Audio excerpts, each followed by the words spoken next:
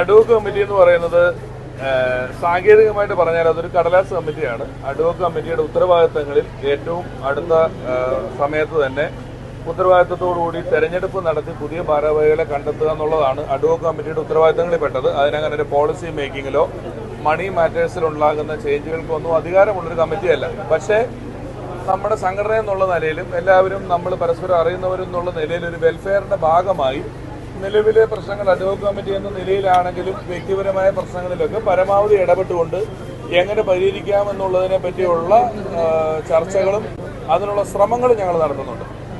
പുതിയൊരു സ്ഥിരം കമ്മിറ്റി വരുന്നതിന് മുമ്പുള്ള ഒരു താൽക്കാലിക സംവിധാനമാണ്. അതെ, സ്ഥിരം കമ്മിറ്റി അതിനുള്ള ഒരു ചർച്ചകളൊക്കെ ആരംഭിച്ചിട്ടുണ്ട്. ഞങ്ങൾ അഡ്വോക്ക് കമ്മിറ്റി ഇന്നലെ ആദ്യത്തെ യോഗം കൂടി. ഗണേഷ് ചേട്ടനും ഷാജോൻ ചേട്ടനും മാത്രം ഓൺലൈനിലും ഞങ്ങൾ ബാക്കിയുള്ളവർ അമ്മയുടെ ഓഫീസിൽ ചെന്ന് ഇന്നലെ ഞങ്ങളുടെ ആദ്യത്തെ യോഗം കൂടി. ആദ്യത്തെ യോഗത്തിൽ കുറച്ച് തീരുമാനങ്ങളൊക്കെ എടുത്തിട്ടുണ്ട്. അതിപ്പോൾ അങ്ങനെ നമ്മളൊരു പൊതുമാധ്യമത്തിൽ പറയേണ്ട അവസ്ഥയിലേക്ക് എത്തിയിട്ടില്ല. നമുക്ക് തെരഞ്ഞെടുപ്പ് പരമാവധി വേഗത്തിൽ നടത്തുക, പുതിയൊരു കമ്മിറ്റിയെ കൊണ്ടുവരിക. നിലവിൽ അമ്മ എന്ന് പറയുന്നൊരു സംഘടന ഞാനൊക്കെ 90കളുടെ അവസാനം അമിതാഭ് ബച്ചനും കമലഹാസനും ഒക്കെ പങ്കെടുത്ത് സിനിമയിൽ നമ്മൾ കാണുന്ന നായകനും വില്ലനും ഒക്കെ കൂടെ ഒന്നിച്ച് വന്ന് പരിപാടികൾ അവതരിപ്പിക്കുന്നത് കണ്ട് കൊതിയോടെ നിന്നൊരു സംഘടന. ഒരുപക്ഷെ വളരെ കുറച്ച് ആളുകൾ മാത്രം ഉണ്ടായിട്ട് ഇത്രയധികം നല്ല കാര്യങ്ങൾ ചെയ്യുന്ന ഒരു സംഘടന, നല്ല കാര്യങ്ങളൊക്കെ ചെയ്യുന്ന ഒരു സംഘടന എന്നുള്ള നിലയിൽ അതിൻ്റെ ഇപ്പോഴത്തെ അവസ്ഥ കാണുമ്പോൾ അതിൽ പ്രവർത്തിക്കുന്ന ഒരാളെന്നുള്ള നിലയിലൊരു മാനസികമായ വേദന എല്ലാവർക്കും ഉള്ളതുപോലെ എനിക്കും തോന്നുന്നുണ്ട്. അതുകൊണ്ട് തന്നെ വ്യക്തിപരമായിട്ട് ആളുകൾ തമ്മിലുള്ള പ്രശ്നങ്ങളും അതിനുണ്ടായിട്ടുള്ള കമ്മ്യൂണിക്കേഷൻ ഗ്യാപ്പുകളും വ്യക്തികൾ അമ്മ സംഘടനയിൽ പറയുന്ന അവരുടെ പ്രശ്നങ്ങൾക്ക് പരിഹാരം ഉണ്ടാക്കാനുള്ള നീക്കങ്ങളുമൊക്കെ വളരെ കാര്യക്ഷമമായി നടത്തപ്പെടേണ്ടുന്ന രീതിയിലുള്ള ഒരു കമ്മിറ്റിയെ ഇത് ഏൽപ്പിക്കുക എന്നുള്ളതാണ് നമ്മുടെ ഉത്തരവാദിത്തം.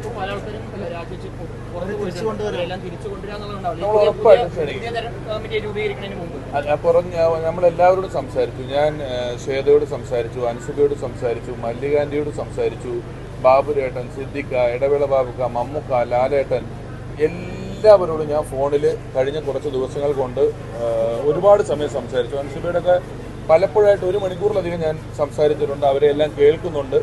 അവരുടെയൊക്കെ പ്രശ്നങ്ങൾ എന്താണ്, അത് എന്തുകൊണ്ടാണ് ഉണ്ടായിരിക്കുന്നത്, അതിന് നിലവിൽ നമുക്ക് എങ്ങനെ അത് പരിഹരിക്കാൻ കഴിയും തുടങ്ങിയ കാര്യങ്ങളിലൊക്കെ നമ്മൾ പലതരത്തിൽ ആലോചിക്കുന്നുണ്ട്. പക്ഷെ എല്ലാ കാര്യങ്ങളുടെയും 2 വശങ്ങളും കേൾക്കുകയും അതിന് നിലവിൽ അവർ പെട്ടെന്ന് വളരെ വൈകാരികമായി, ചില ആളുകളെങ്കിലും വൈകാരികമായി പ്രതികരിക്കുകയും പൊതുമാധ്യമങ്ങളിൽ ഇതിനെക്കുറിച്ച് പറയുകയും ഒക്കെ ചെയ്യുന്നത് കൊണ്ടാണ് വളരെ വലിയ പ്രശ്നങ്ങൾ തോന്നുന്നത്. ഗൗരവമുള്ള പ്രശ്നങ്ങളുണ്ട്, ചിലതൊന്നും അത്ര ഗൗരവമുള്ളതല്ല. ഇതിനെല്ലാം നമ്മൾ വളരെ ഉത്തരവാദിത്വത്തോടു കൂടി പറ്റുന്നിടത്തോളം പരിഹാരങ്ങൾ കാണണമെന്നും ആ സംഘടന, ഇപ്പം ഞാൻ ഇന്നാൾ പറഞ്ഞില്ലേ വെള്ളപ്പൊക്കം വന്നപ്പോൾ 500 പേരുള്ളൂ ഈ സംഘടന. വെറും 500 പേരുള്ള സംഘടന നമ്മൾ താരസംഘടന എന്ന് പറയുന്നതിലൊരു 15 പേരുണ്ടാകും, സോ കോൾഡ് താരങ്ങൾ എന്ന് വിളിക്കാവുന്നത്. ബാക്കിയെല്ലാം വളരെ അവസരങ്ങൾ കാര്യമായി ഇല്ലാത്ത, വരുമാനം കാര്യമായിട്ടില്ലാത്ത, സംഘടനയിൽ നിന്ന് കിട്ടുന്ന മരുന്നിനെ ആശ്രയിച്ചും സംഘടനയിൽ നിന്ന് കിട്ടുന്ന കൈനീട്ടത്തിനെ ആശ്രയിച്ചും ജീവിക്കുന്നവരാണ്.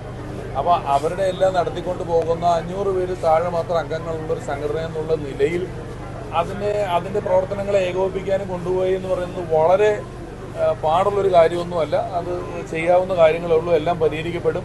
പുതിയ കമ്മിറ്റി വരും, അവരെല്ലാം കൃത്യമായി നോക്കിക്കോളും. വ്യക്തിപരമായിട്ടുള്ള ആരോപണങ്ങളിലൊക്കെ നമുക്ക് വ്യക്തിപരമായ പ്രശ്നങ്ങളാണല്ലോ, എത്രത്തോളം ഇടപെടാൻ പറ്റുമോ അത്രത്തോളം അതിൻ്റെ ആഴങ്ങളിൽ ഇടപെടുകയും പരിഹാരങ്ങൾ കാണുകയും ചെയ്യും. ഇപ്പോഴത്തെ സാഹചര്യത്തിൽ അങ്ങനെ തന്നെ പ്ലാൻ ചെയ്യുന്നത്. പക്ഷേ എത്രയോ നാൾ അങ്ങനെ അല്ലാതെയും കുറച്ച് പേരല്ലേ ഉള്ളൂ. നമുക്കൊരു പാനലാണെങ്കിലും പ്രശ്നമില്ല, തെരഞ്ഞെടുപ്പാണെങ്കിലും പ്രശ്നമില്ല. അതൊന്ന് കൂട്ടായി ആലോചിച്ചേ തീരുമാനിക്കുകയുള്ളൂ. പിന്നെ ഒരു സ്ഥിര ഭാരവാഹിത്വത്തിലോട്ട് ഞാൻ വരില്ല. എനിക്കിവിടെ പാലക്കാടുമായി ബന്ധപ്പെട്ട ഉത്തരവാദിത്തങ്ങളുണ്ട്. അന്ന് പോലും ഞാൻ 11:15 പിറ്റേന്ന് നിയമസഭ ഉണ്ടായിരുന്നു. ഞാൻ 11:15 ഇറങ്ങി. ഞാൻ വാർത്തയിലാണ് അഡ്വോക്ക് കമ്മിറ്റിയുടെ ഉത്തരവാദിത്വം എനിക്ക് വന്നത് കേട്ടത്. എന്നോട് രാവിലെ പറഞ്ഞിരുന്നു എന്തെങ്കിലും വന്നാൽ ഏറ്റെടുക്കേണ്ടി വരുമെന്നുള്ളത്. അതൊക്കെ നമ്മൾ ചെയ്യണമെന്ന്. എല്ലാവരും നമ്മുടെ സഹപ്രവർത്തകരും നമുക്കറിയാവുന്നവരും എല്ലാവരും ഒക്കെ നല്ല ആൾക്കാരൊക്കെയാണ്. അത് നമുക്ക് പരിഹരിക്കാവുന്ന കാര്യങ്ങളേ ഉള്ളൂ. ഏറ്റവും പുതിയ വാർത്തകളും വിശേഷങ്ങളും വിരൽത്തുമ്പിലറിയാൻ സീ മലയാളം ന്യൂസ് എല്ലാ ഡിജിറ്റൽ പ്ലാറ്റ്ഫോമുകളിലും ലഭ്യം.